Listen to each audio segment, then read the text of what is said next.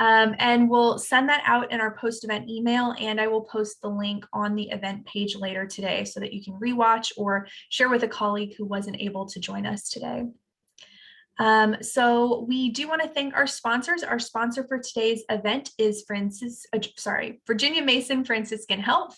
And our partner on all of these We Got This Washington webinars is the Business Health Trust. So thank you so much to both of those. It's how we're able to offer this to our members and non-members for free and keep bringing you these great resources for the last year and a half. So with that, I am going to introduce Erin Murray. She is the Director of Human Resources here at the Seattle Chamber, and she's going to be moderating today's conversation with our panel. So Erin, take it away. Thank you so much, Lee. And thank you to so many folks for joining us today. I think we recognize it's an important topic for many organizations and employees, and particularly with the FDA's full approval of Pfizer's COVID-19 vaccine on Monday. Organizations who perhaps were not considering a mandate previously may be thinking about kind of the implications of potentially doing so. So we're really, really excited to welcome today's panel. We have an amazing lineup of guests to discuss the legal implications as well as the practical implementation experiences of organizations who have made the decision to mandate. So want to welcome each of them. So today we have Julie Cook, Paula Day, Laura Lee Weaver, and Jeremy Wood. If they would turn on their video, we will give them each an opportunity to introduce themselves, and then we will jump into questions. Good morning. I am Julie Cook. I hope everybody can hear me well. I am the COO of MBBJ's Global Operations. We have about 13 offices all around the world. I managed all of the administration, finance, legal, IT, HR functions. And I have a pretty unique background. I've always wanted to kind of marry art and creativity with business. And so I actually have a BFA from University of Michigan and then an MBA from Duke. I'm also involved, I sit on the board and the executive committee for the Boys and Girls Club of King County. So I get a lot of really incredible kind of wealth of experience and engagement through that service. And then I also sit on the board of University Prep, which is where my two children go to. So I have two young kids, well, young-ish, I guess, tweens, and a wonderful dog and husband at home. And good morning. I am Paula Day. I am the Director of HR Compliance Consulting for Lockton Companies. So I help guide Lockton's benefit clients through a variety of labor and employment law-related issues. So as you can imagine, COVID is high on everyone's list right now with it rapidly evolving day to day. My background is I'm a labor and employment attorney with nearly 30 years experience. I spent about 20 years in private practice, and then I was in-house as senior counsel for a nationwide trucking company. So I'm pretty familiar with issues that are coast to coast and the intricacies of companies that work in multiple states and how to keep up with everything.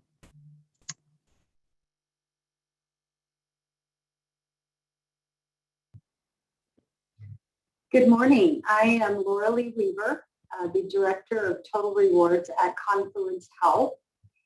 And I have been working in human resources just south of 30 years. So have seen, and a majority of that in Washington State. So have seen a majority of changes coming through employment law, state law, federal law, as it pertains to employment. So I have spent the last 18 years with Confluence Health. Confluence Health is an integrated healthcare system in central Washington. We operate in 26,000 square miles with clinics and two main hospitals here in our main central portion of Washington State. And so glad to be here today.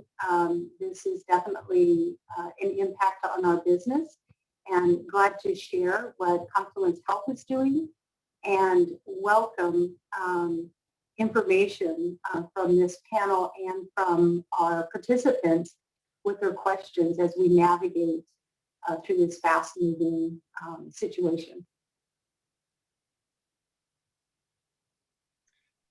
Hi, everyone. My name's Jeremy Wood. I'm an associate attorney with the law firm of Littler Mendelson. We are the largest labor and employment law firm in the world with about 80 offices across the globe. I have been serving as a subject matter expert on our COVID task force since March of 2020, when none of us really knew what we were doing. And I know that there are still those days now. And so I've been fielding questions related to different aspects of this pandemic, most days for the duration. In that time, I served a brief junket for a number of months as an assistant city attorney for the city of Seattle in government affairs. And in that role, also advised the city of Seattle on some of the challenges that it's been facing related to COVID-19.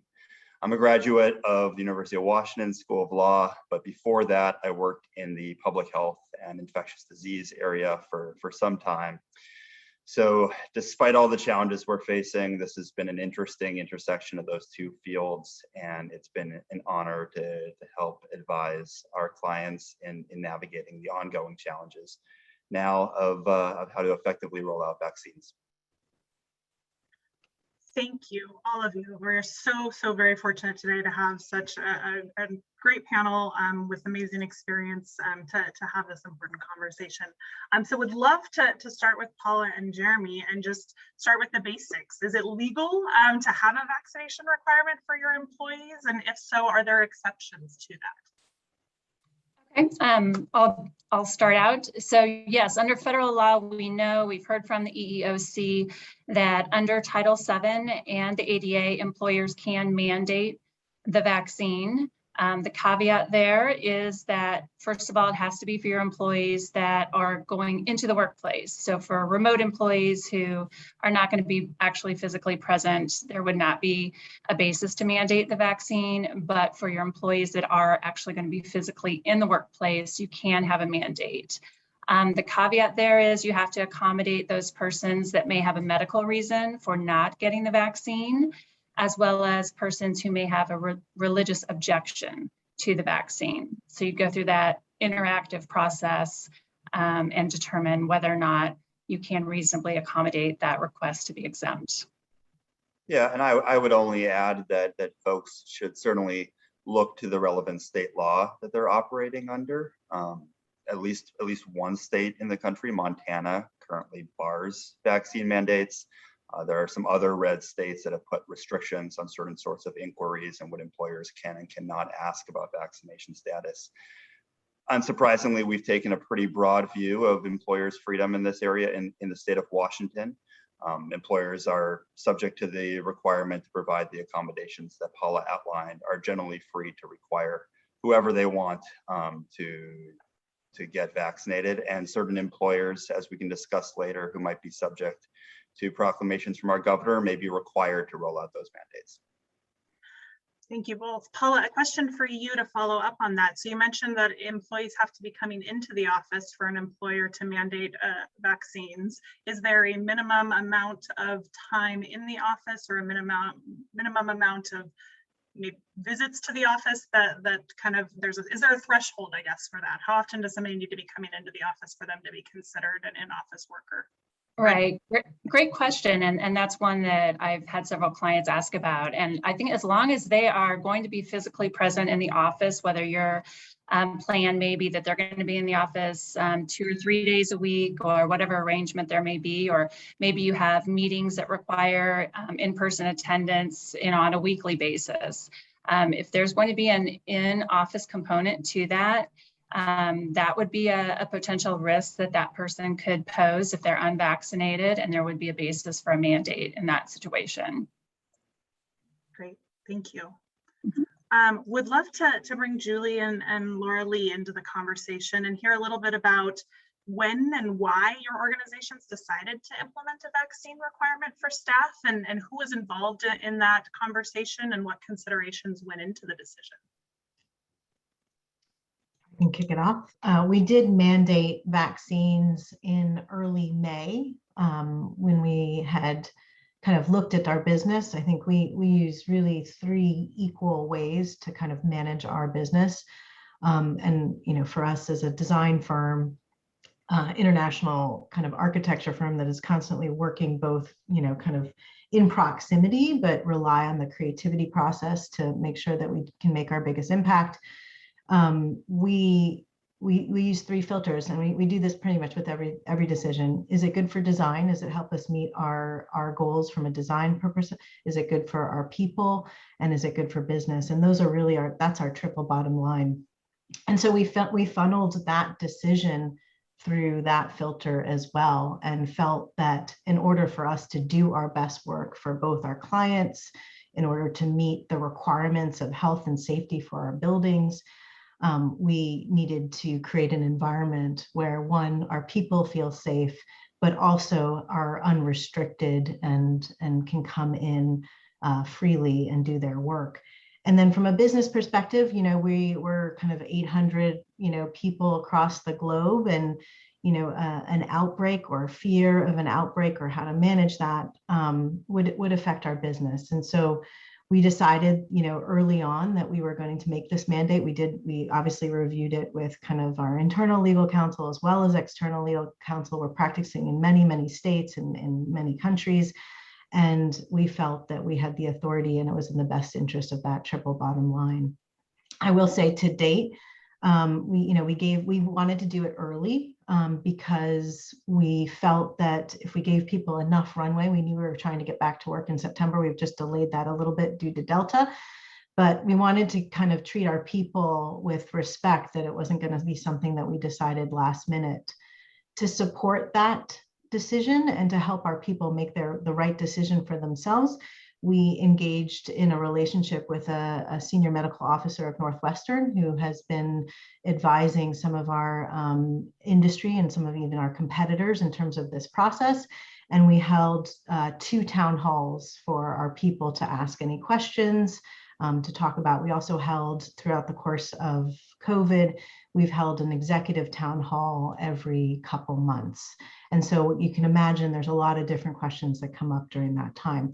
So our goal was to kind of get people aligned and help see the perspective that we had, which was this kind of larger perspective of our community, of our clients, of our way to do our best work versus the individual decision, and start factoring that in, but also support them along the way with, you know, the ability to answer, you know, questions about science, you know, hear a doctor's perspective and whatnot. So those have been successful, and we're at 98% compliance at this point. We do have the medical and religious exceptions, and we're going through that process. But out of 800 people, we have about 9 religious exceptions and about 3 medical exceptions in the works. So I think, you know, from our perspective, we were trying to, as I said, treat it from the triple bottom line, our people being a big part of that and helping them get to the decision that we thought was important.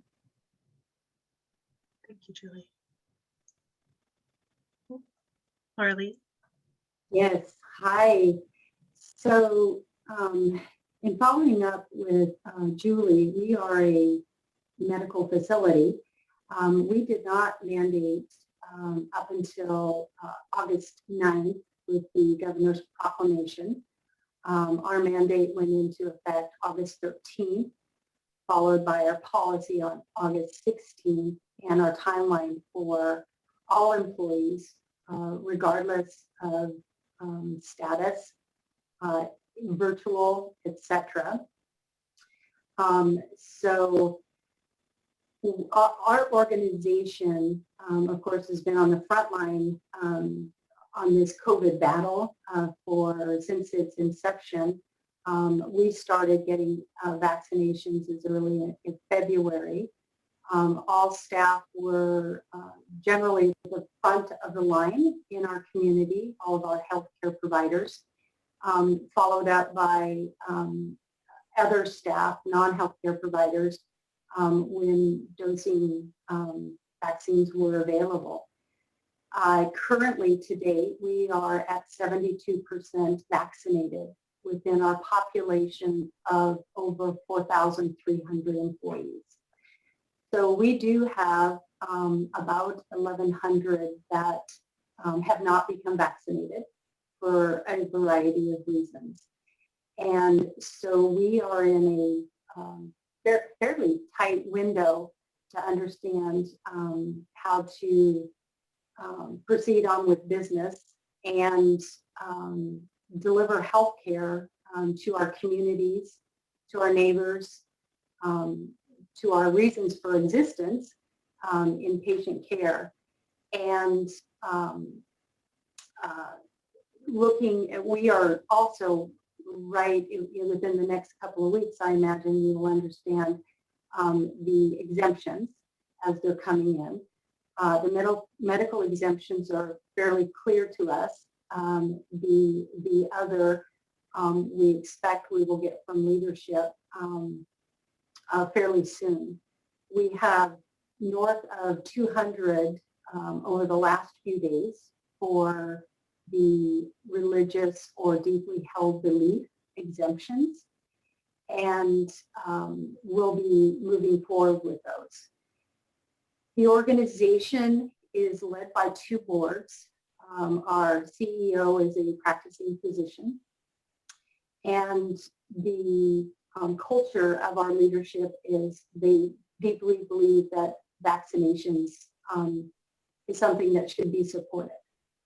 We did not mandate that until, of course, after August 9th, and truly believe within our communities we have a lot of competing needs, if you will.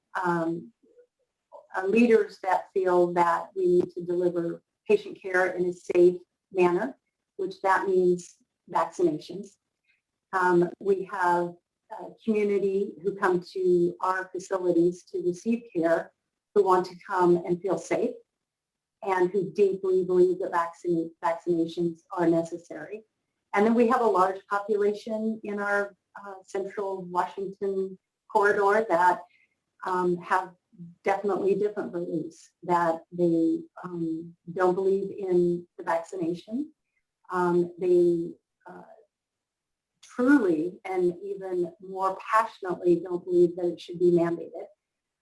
But we are a healthcare organization, and if you're in patient care, you have to be vaccinated in order to be able to provide service. So, so we are right in the midst of dealing with the exemptions. Our local school districts also, we're getting emails from our superintendent saying, staffing levels may go down. It's a little bit scary to think of our healthcare delivery system going down by 700, 900, 400. We have 500 openings right now. There's already a nursing shortage, MA shortage, just a staffing shortage all around. So these are difficult times, and I hope some of what I've said from the medical side incites some questions from the group to bring more lenses on how communities are dealing with this. Thank you, Laura Lee. It definitely challenges for organizations, and I appreciate you being so candid about some of the challenges that your organization is navigating.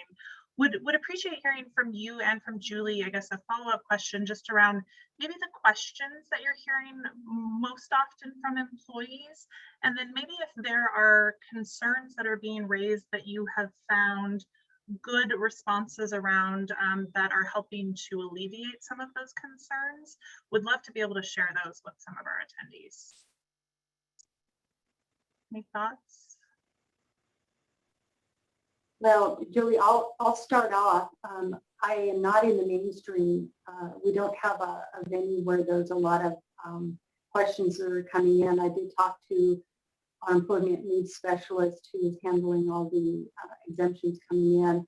So really that I think is the biggest asked, but not penned in an email question that's coming from our population of employees is, we believe that we fall under an exemption. How are we going to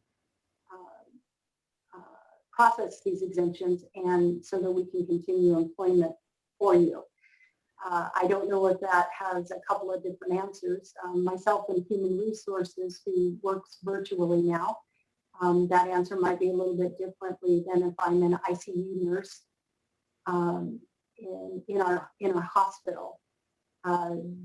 We are reading some information that a reasonable accommodation is not masking.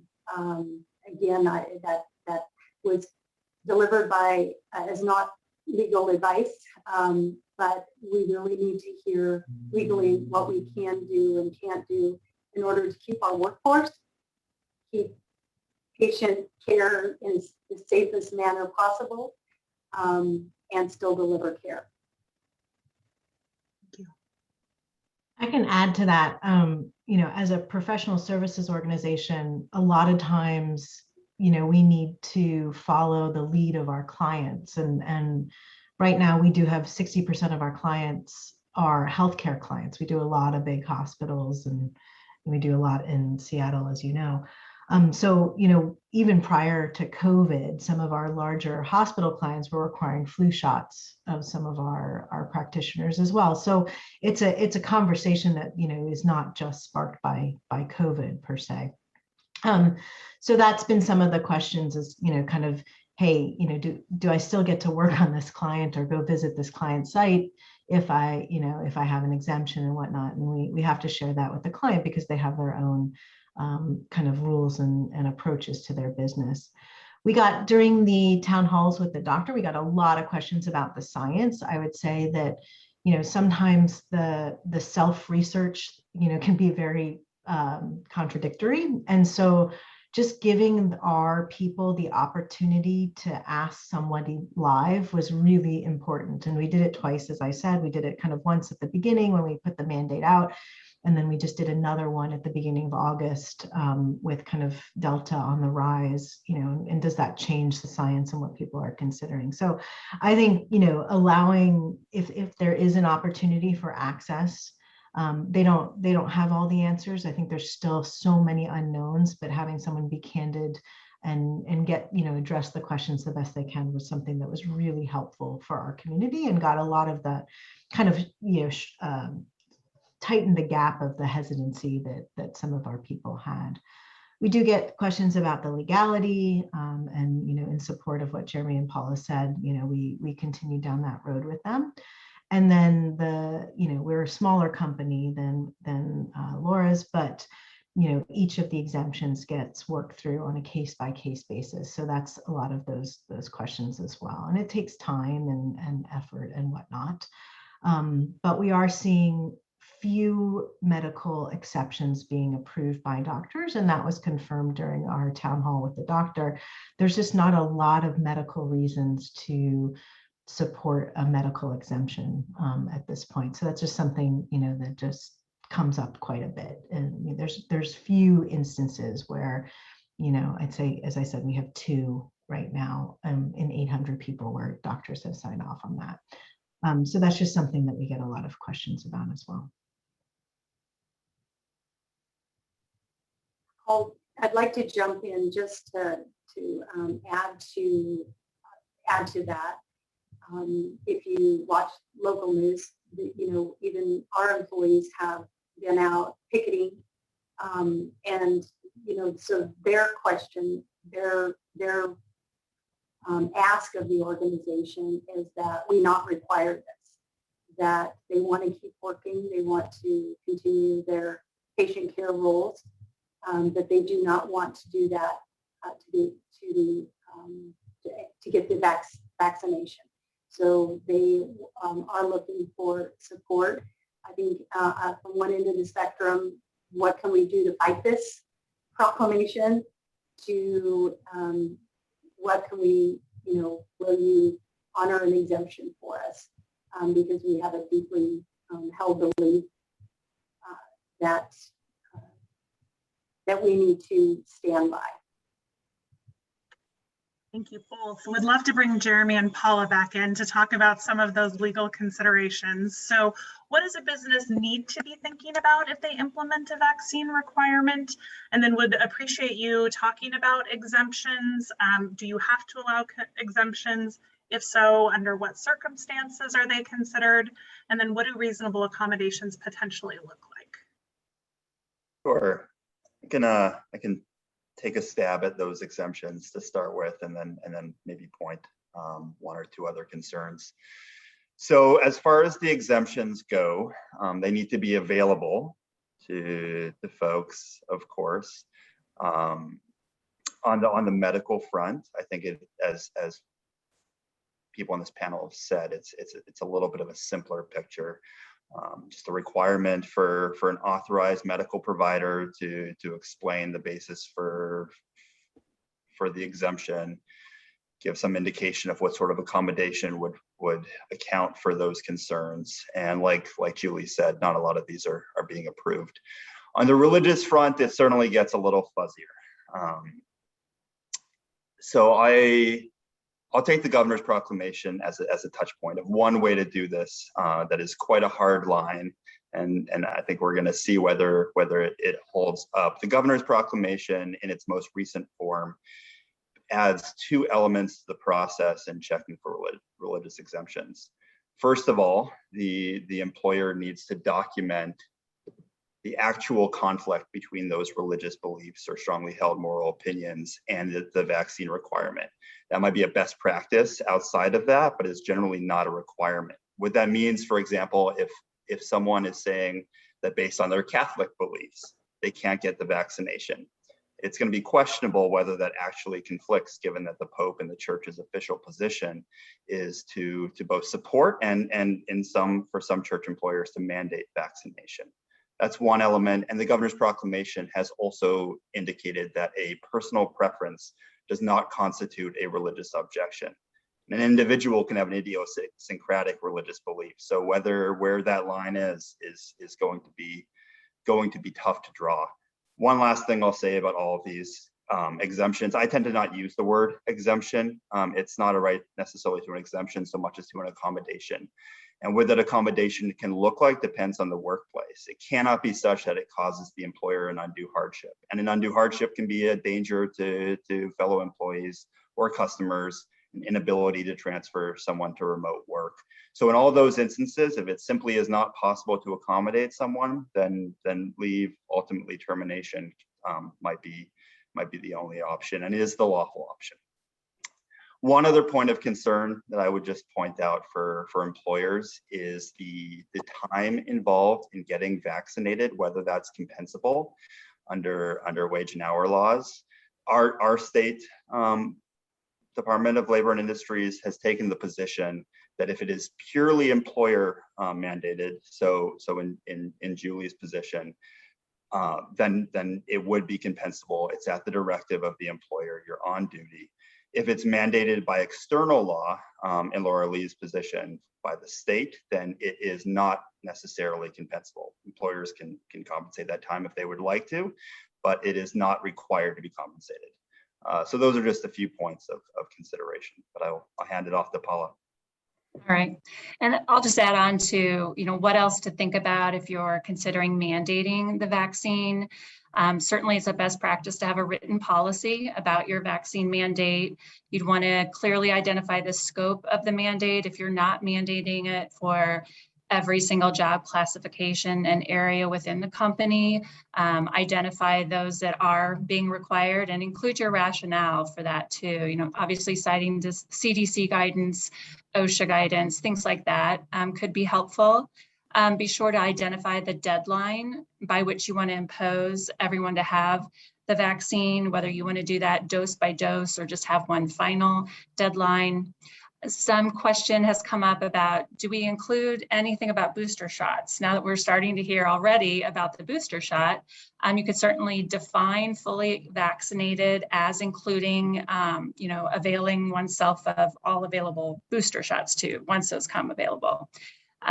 Let's see, then also you might want to include information about where to go to get the vaccination. If there's a particular clinic pharmacy, and try and maybe avoid some of those costs associated with a healthcare provider that may be administering it if employers have concerns about that.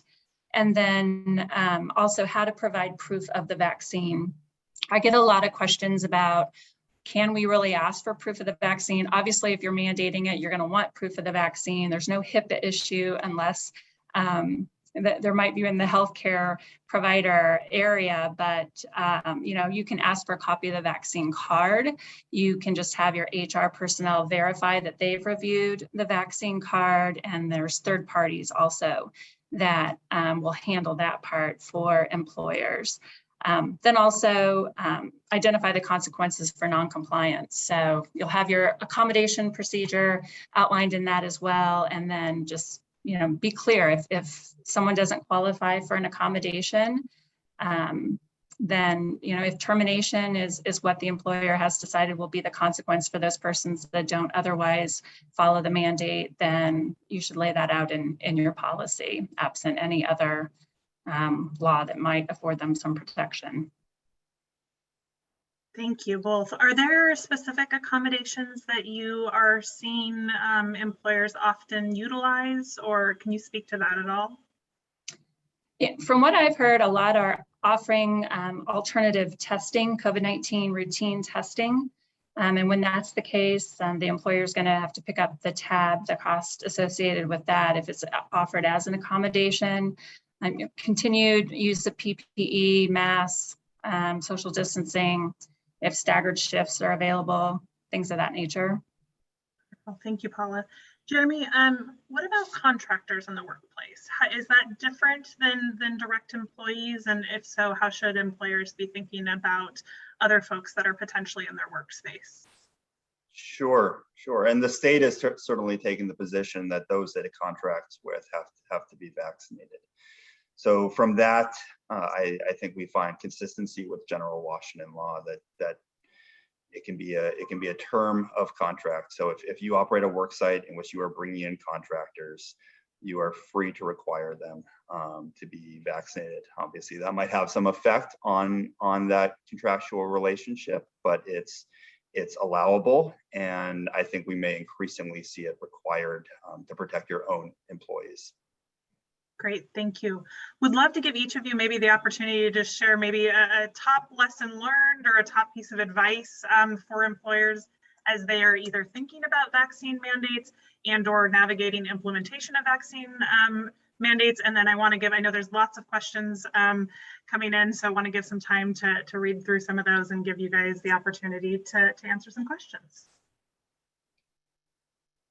I just say for us, a big part of why we did it also was because at the time in May, it was looking as if the CD was saying, if you're vaccinated, you don't have to wear a mask indoors. And that was a big part of kind of supporting our process of creativity and whatnot. Obviously, different cities that we operate in have reinstated masks indoors, particularly due to Delta. But I think that's a big driver for us in the future, is this idea, and whether it's with boosters or whatnot, that we can get back to some normalcy with the vaccine. And so, I think it's not just about the vaccine itself and health, but it's, for us, it was also about the way we work and how we know we can kind of be most productive in a safe environment and creating that environment for our employees. But I think that was a big part of kind of just thinking about how we appealed to our population of why this is important to us. Julie. Yeah, I would say to any organization that is not mandated, such as healthcare is, I really enjoyed the thought process and the report that Julie gave us, and that you guys were really forward thinking in where you wanted to go and what was important to your business. And I believe you had a longer runway.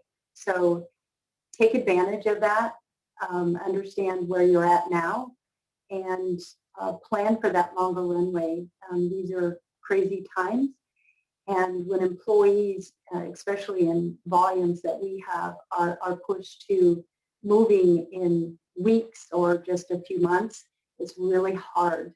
It's hard on the business, and people should be first. So think about them, think about your culture and where you definitely want to be, plan it out. Thank you so much, Laura Lee. Jeremy or Paula, any closing bits of advice we haven't touched on? Well, I think with employers that don't have to mandate it, they're not legally required to right now.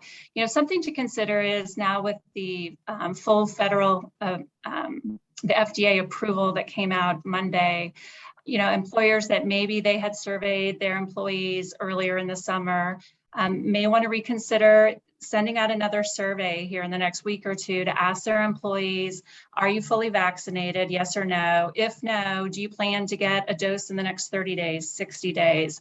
And just kind of get a feel for, are you getting more people on board now that there's this full FDA approval? Because there's reports out there that say, 30 million more Americans now are more apt to get the vaccine with that full approval. So that may be a good piece of information for employers to have moving forward. Great. Yeah, thank you. The last point, I would just emphasize something that's been implicit in what everyone has said, that transparency is key.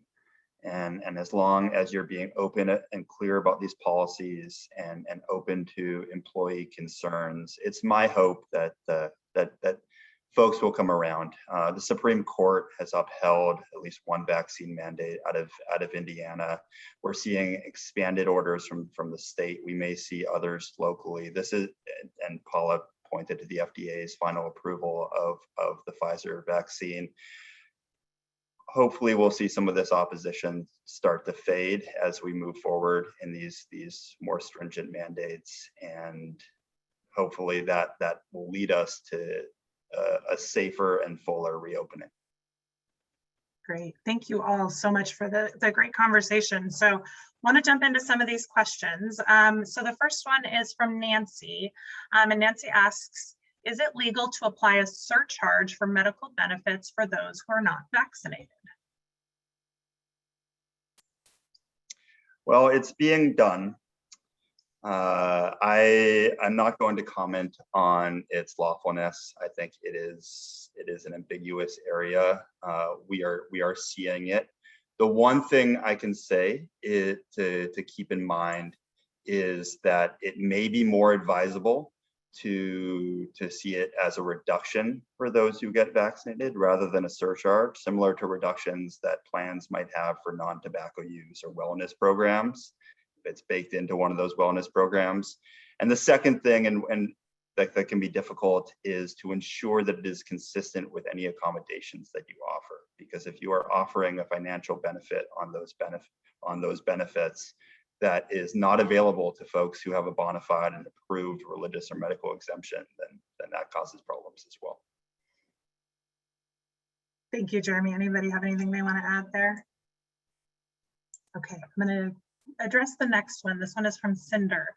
We have remote employees who interact with employees from our offices in the field. Can we mandate vaccines for the remote employees if they interact with our staff outside the office? Any thoughts there, Paula? Yes, I mean, if they're having interactions with other employees, then it wouldn't matter if they're actually in the physical workplace, but if as a part of their job, they are interacting with other employees offsite even, I would say you could still mandate. Jeremy, I think, is in agreement there. Great. This question is from Larry. It's, doesn't every person who doesn't want to be vaccinated have a valid reason excuse that an employer can't question? Not under the law right now. I mean, if it's your just personal belief, that is not going to be protected under Title VII or the ADA. And that's where you get into the issues, Laura Lee mentioned that with your culture and just trying to, balance an employee's right to choose for themselves with what is needed to keep your workplace safe. So, I mean, legally, employers need only accommodate those with a medical reason, which I will elaborate on a bit. I mean, typically what we're seeing is, as a medical reason, that's going to be an allergic reaction to one of the ingredients within the vaccine, or somebody who's had a bad reaction to the first dose. It's going to be less common to have somebody have an ailment or condition that makes it risky to get the vaccine. So I think, as Julie noted, there's very few medical exemptions or accommodations that are going to be needed under the ADA. And then there's also the requirement to provide a religious exemption. Yeah, I would just point out a couple of notes. One thing that I've been seeing is individuals who are bringing moral or religious objections based on an inaccurate understanding of the vaccine. I think one big one going around is that it contains fetal cells. Like I mentioned before, if there isn't an actual conflict because someone's information is incorrect, then there is not an obligation to provide an accommodation. In the medical context, I would also point out that if someone is allergic to one of the current 3 varieties, it doesn't necessarily indicate a contraindication against the others. And so someone with entitled to an accommodation when it comes to Pfizer may still be able to get Moderna. Great, thank you both. Wendell asked, and this is a question for Laura Lee and Julie, did anyone quit? Have you guys had any direct turnovers as a result of your mandate? We did. We had 3 resignations, and we talked about it a lot. Some of these were high performers and really important to our business, but with the lens of the larger scope of the company and the people and the safe work environment and what we believed in, we decided to kind of not make any sort of exception. As I'm sure Jeremy and Paula would agree, as soon as you start getting down that subjective road of making exceptions beyond the religious or medical accommodations, you start to unravel, your overall ability to mandate. So we did say goodbye to 3 people. Interestingly enough, those people also moved out of states that were taking kind of the more supportive vaccine approach. So just overall philosophically, they were not aligned. And our answer at Confluence Health is yes. I don't have the total number, but I think it's less than a dozen so far that have put in their notice. We've also, even in our timeline, requested, we have 2 unions here. So we have different groups of people who have a requirement to give notice that puts them in a better position when they leave the organization, such as in PTO cash out. So when this first came up, and those that were very passionate were, I'm leaving tomorrow. And we said, whoa, hold on. There's time, make the best decision for yourself and best decision for your employment. So we do anticipate more, but when we say we've got 72% vaccinated, north of 1,000 that are not, we are even having troubles understanding what our numbers will be. Thank you both. Francesca is looking at it from a different perspective. Are any of the employers providing incentives alongside the mandate? And if so, what kind of incentives are you seeing? So this could be for Julie and Laura Lee and or Jeremy and Paula. I mean, we haven't put any monetary incentives alongside. We have supported people, in the time to go get the vaccine, or if they're feeling ill after the day, and whatnot. But, we have taken the hard line. And if they're not vaccinated by September 7th, we assume that they're not aligned to our policy, and their employment will be terminated. And we're calling that a resignation because they're making that decision. So I'd say there's probably a negative incentive associated, but we haven't put in any sort of economic positive incentives to support them. And I have, oh, sorry, go ahead. I was just going to say Confluence Health does not incentivize the vaccine. Not that we didn't have many conversations of should we do that. But we have more conversations around hazard pay and redeployment of staff to COVID testing stations, to the drive-through. The 600 calls we get a day, with one phone bank. So no incentives at our organization for getting the vaccination.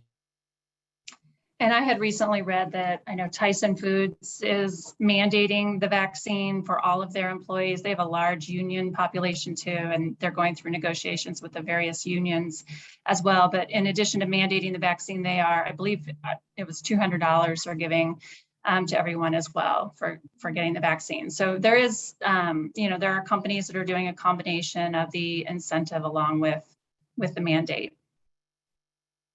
Great, thank you. Okay, so we still have a number of questions coming in, so I'm going to try to get through these as quickly as possible.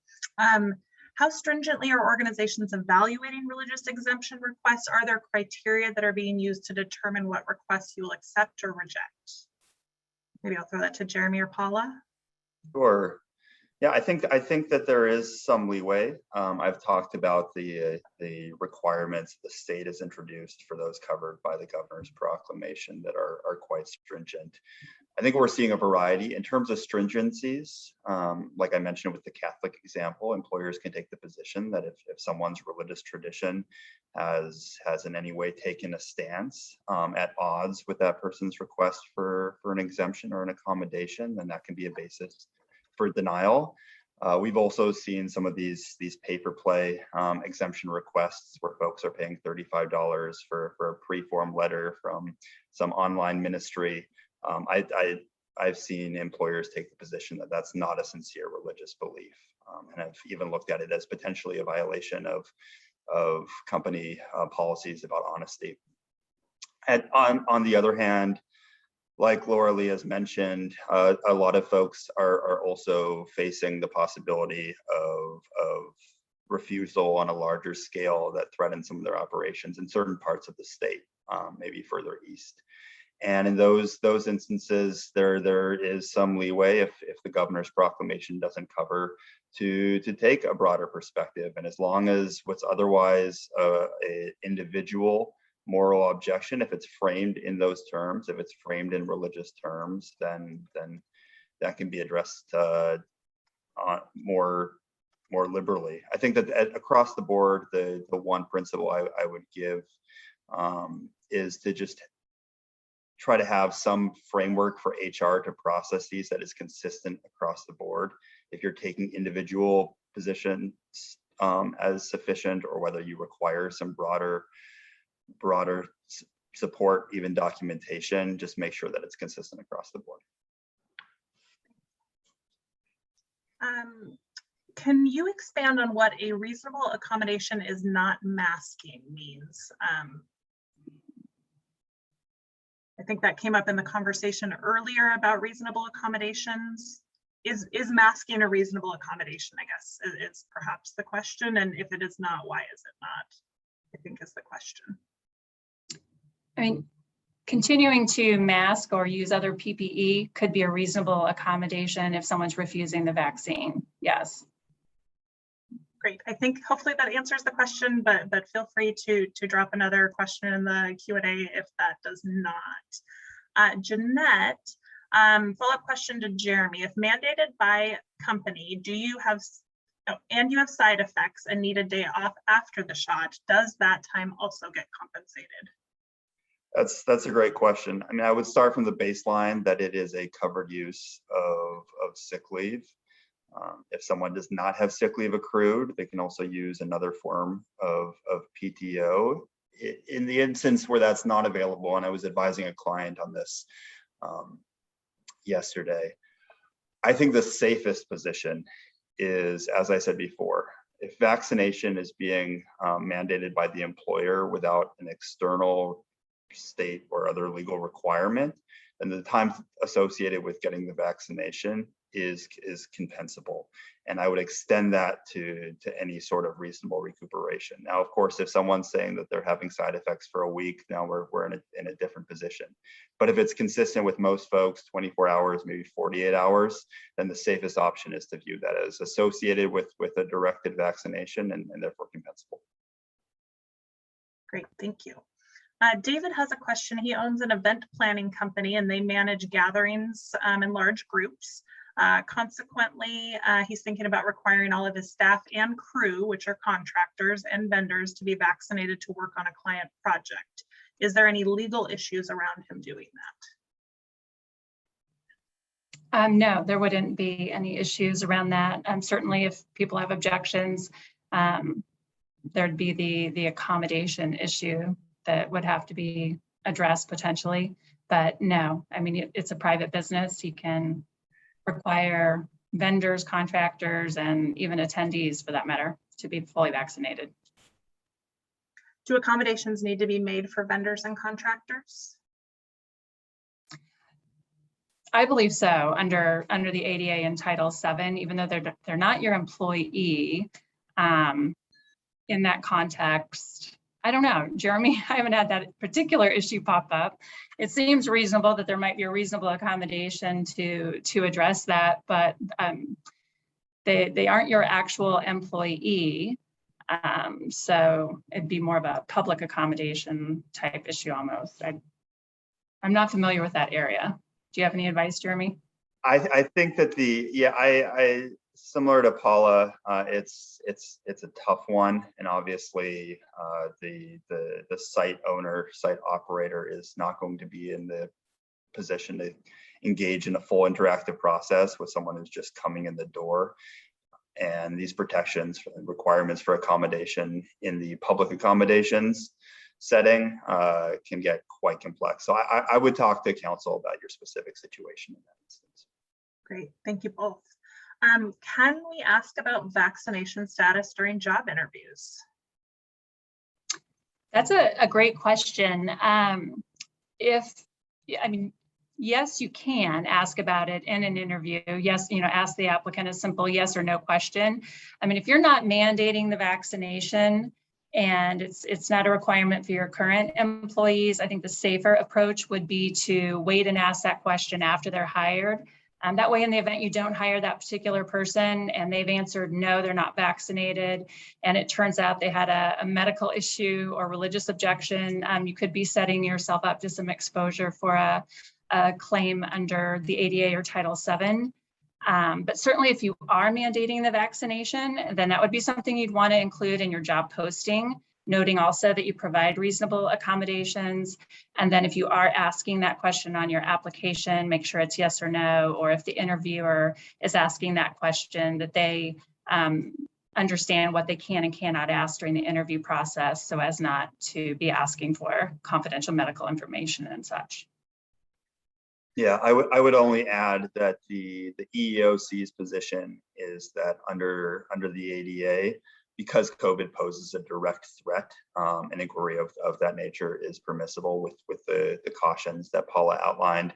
And I would also just say for folks in Laura Lee's space in healthcare, education, state public contracting, you're not going to be able to hire folks after October 18th who are not vaccinated. They need to be vaccinated coming in the door. And I would say for us, for the private practice, we don't ask, we share our policy, but we say that their employment and start date is contingent on them uploading their vaccination cards to our system. So, often when you say that this is your policy, people offer their status, but we will not let somebody come into the doors without either the accommodation paperwork or the upload of the actual status of the vaccination card on the system. Thank you. I do want to note that we are almost at our scheduled stop time. We are able to keep going, but also recognize that folks may need to hop off, both our panelists as well as our participants. So want to thank everyone for being here and let you know that we will continue to work through questions with those who are able to stay. And as Lee mentioned earlier, we will definitely send out a video of this so you can come back and take a look, and if you aren't able to stay on, can take a look at the questions later on. So thank you all for being here, and I will jump into the next question. Derek wants to know. I do need to drop off. I appreciate the opportunity. Thank you. Thank you so much for your time, Julie. Derek asks, if an employer requires the vaccine and wants to approve some accommodations to employees who meet the religious or medical requirements, can you talk about any issues of employees being singled out by certain accommodations? For example, they have to wear a mask when vaccinated people don't, they have to sit in a separate area, etc.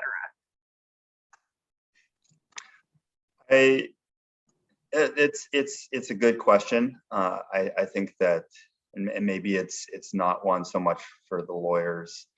I think that someone, as you engage in the interactive process, I think it's an important thing to communicate is this may require you to be taken out of the regular workplace, or it may require these additional steps. For better or worse, if someone feels like that might carry some stigma, I think that's the cost of balancing workplace health and safety against that accommodation. I would just only add that, I mean, it can't be a punitive measure. So if you want to separate the individual, you can't put them into a dark closet, or if there's another more reasonable place that they could be segregated from the rest of the workforce. Thank you both. Sandy asks, considering state law, so they are a Washington state employer, they have employees in other states working remotely, and at some point will bring everyone into Washington for a week-long meeting. Since they are traveling to Washington, can we mandate they have the vaccine as well, no matter what the state law is in their state? So I guess how do various state laws play together? So that's going to be a question of more than Washington law, which I can only comment to some extent on. I think it's important to remember that as much as we hear stories in the news, the vast majority of states still allow employer mandates. Just something to keep in mind in that context. However, like I mentioned, Montana before has kind of been the bright line exception in not allowing these mandates. If someone is a remote worker and you know them to be working in Montana, then you can't do it. They can't be required. I should say with the caveat that Montana may be taking the position that that person is based in Washington, but assuming they don't, which is my suspicion, then they cannot be required to. And that may mean that if folks are being brought into Washington and you're making the business decision to keep that a vaccinated space, then you may need to reconsider the context under which that person is brought over.